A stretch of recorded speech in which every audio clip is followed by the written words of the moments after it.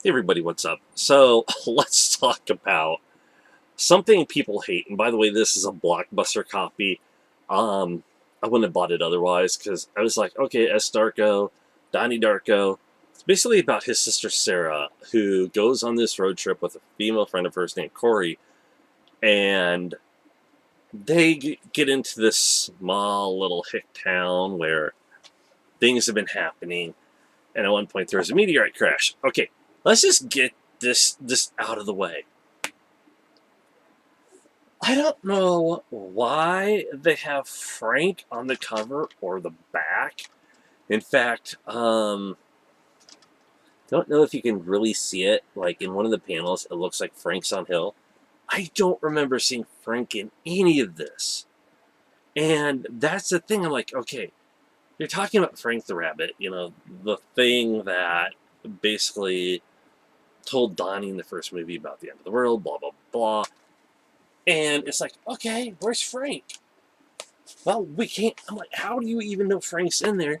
Because guess what? If you've seen the first movie and the ending, you're going to know why. There can be no Frank. I mean, it's like, okay, so it's taking place 7 years after Donnie dies, right? Which in itself was weird. But, so they make it into this small little town, and there's all these different characters. There's like one of them's a former soldier who's seeing this vision of this woman who we later find out who it is. There's this guy who is like a scientist. It's all these different characters. And ready? Moment. So essentially, there are shifts in the movie on how things are portrayed. And it makes no sense. It's completely like they wanted to go with the original idea behind Donnie, where, you see these wormhole things and everything else. And they try to make too much out of it. I'm going to admit, this movie should not have been made. I'm thankful I didn't pay that much for it.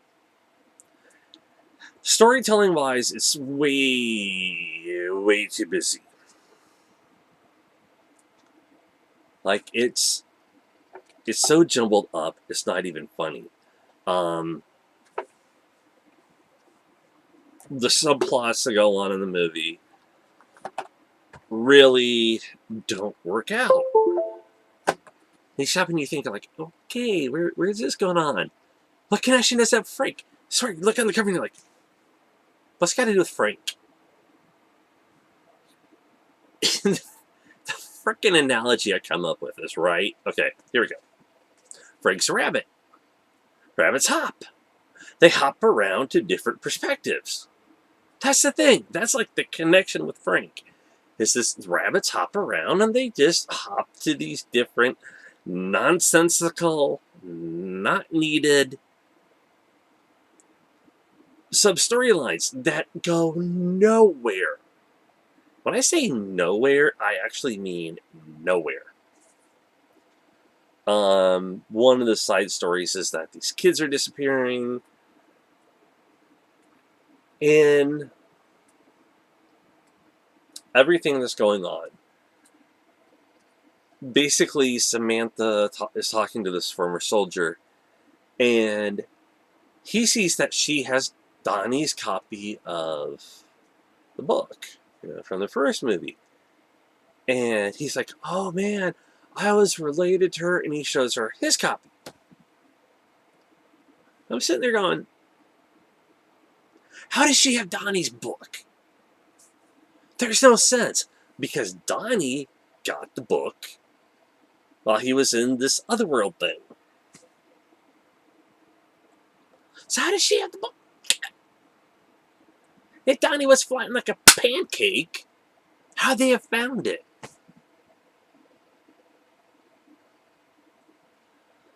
Donnie Darko pancakes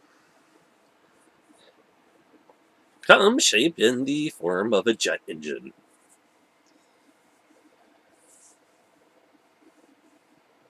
We guarantee they'll be the flattest pancakes you ever eat. Anywho, that's kind of morbid. So there's kind of like a split to where his sister goes into the other world, then her friend goes into the other world. Meanwhile, the soldier is in the other world as well. So it's kind of like he's there to do his thing, they're there to do their thing. But to have like 3 different people and like these 3 different weird timeline thingamajiggers makes no sense. None whatsoever. This, if there was no connection to Donnie Darko, this could have been a better movie if they left out the connections, if they took away some of the subplots, made some changes, it would have worked. But because of it, it ruins it quite a bit. Because basically it leaves you asking questions. I mean, with Donnie, yeah, that it made you ask questions. But overall, because of the fact that you have 3 people who are going through this other world where the world's ending and all this other stuff, it doesn't add up. And that's the part that pisses me off about the movie. So we got the soldier who's seeing like stuff. He ends up like Donnie, in a way.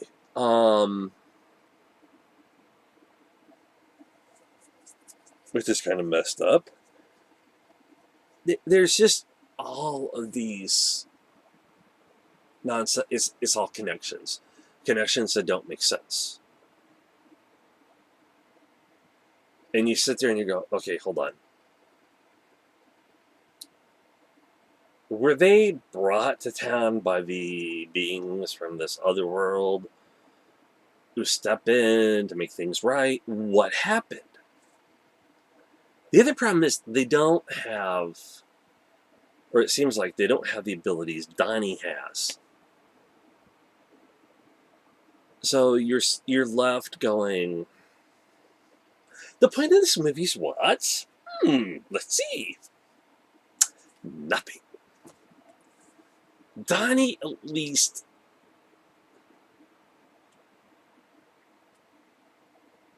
it took one single person, to fix everything, right? In this movie, it takes 3. How is it Donnie took one person? It takes these 3 people.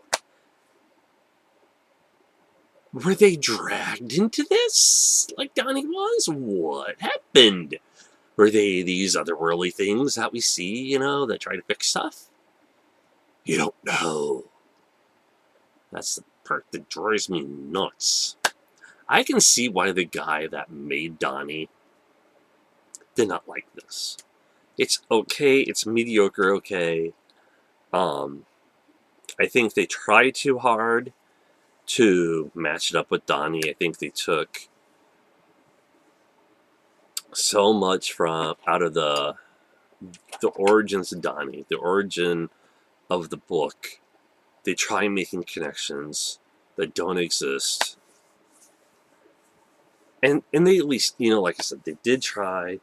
It did not work. One of the reasons, and I'm going to say this, I think Donnie worked over this one, is Donnie had a purpose, and there was a lot of explaining that was done to a degree. We find out, why Frank's there, why Donnie gets pancaked, and all this other stuff. In this one, his sister leaves because essentially After Donnie dies, there's really nothing else. The family's falling apart. The other thing is,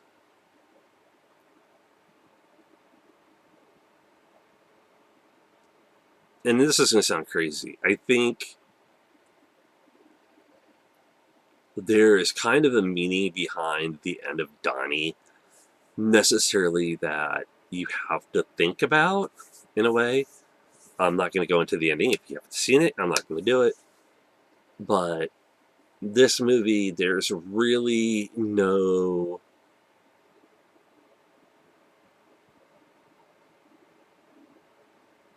There's really nothing that happens.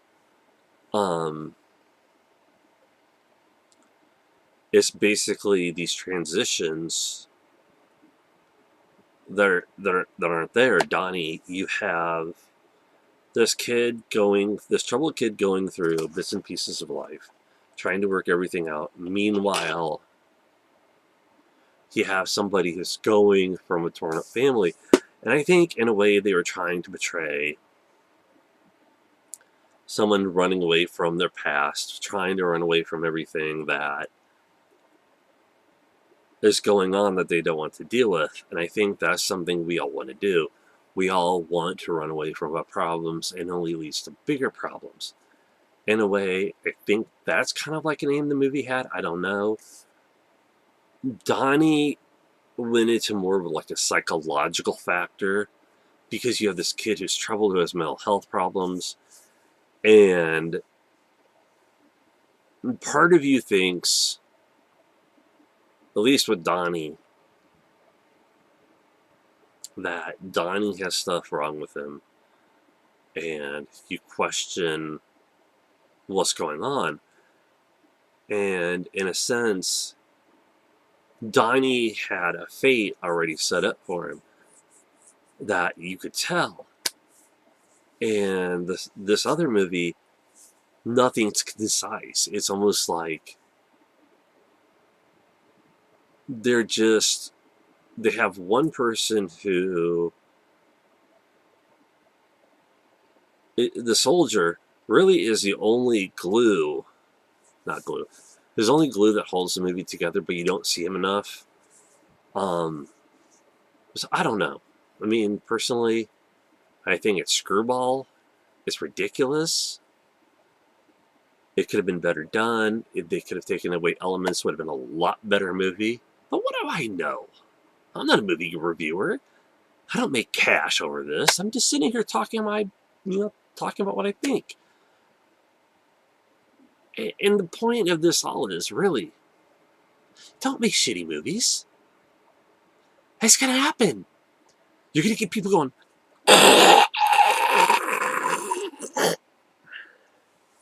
That's it, everybody. Take care. Talk to you later. Hopefully you liked it. Bye.